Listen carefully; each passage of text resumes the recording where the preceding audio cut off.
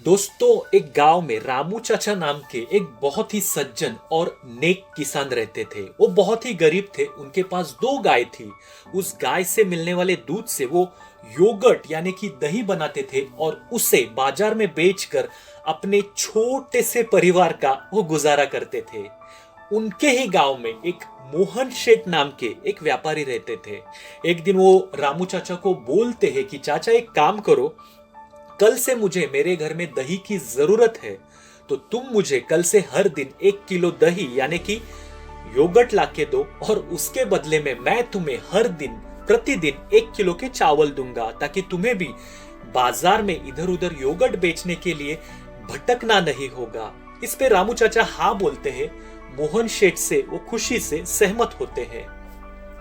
कुछ क्षणों बाद रामू चाचा जब वहां से निकलने लगते हैं तो मोहन शेठ रामू चाचा को रोकता है और उन्हें 1 किलो के चावल देता है और कहता है कि कल से हर दिन तुम दही लाना चालू करो।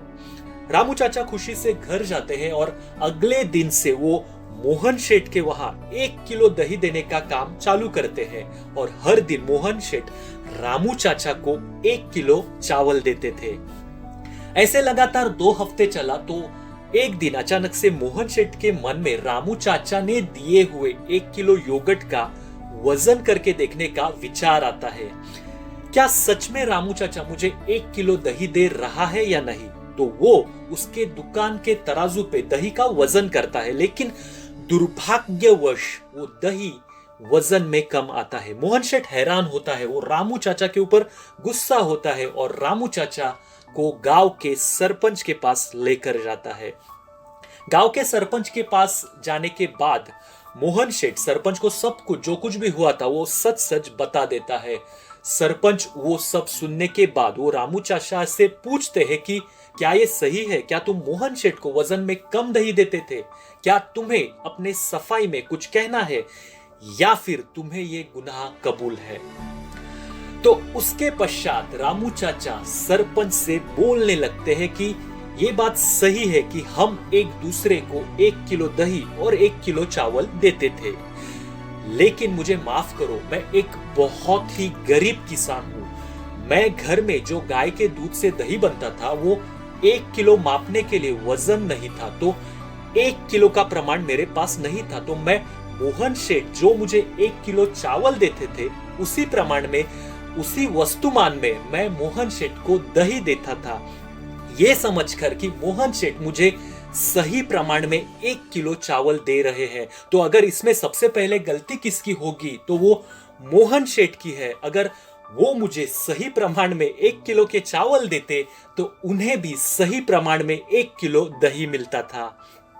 रामू चाचा की ये बात सुनकर सरपंच को मोहन शेठ की गलती का एहसास होता है। उसे पता चलता है कि असली गलती, असली गुनहगार तो मोहन शेठ है, ना कि वो गरीब किसान रामू चाचा। तो सरपंच मोहन शेठ के ऊपर कार्रवाई करते हैं और रामू चाचा को सम्मान पूर्वक घर भेज देते हैं और यहाँ हमारी ये कहानी समाप्त होती है। दोस्तों, आज की ये छोटी सी रामू चाचा और मोहन शेठ की ये कहानी हमें बहुत कुछ सिखा कर जाती है। इस कहानी से हम सबको ये सीख मिलती है कि जिंदगी में हमें प्रामाणिक होना बहुत ही जरूरी है। हम जो कुछ भी व्यवसाय या काम करते हैं उसमें प्रामाणिक होना जरूरी है।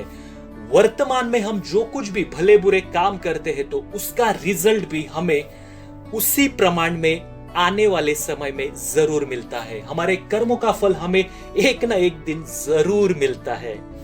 Anyway, दोस्तों, at the end, thank you very much for everything. Thank you very much for listening to me. Please always be careful, always take care, and love you all.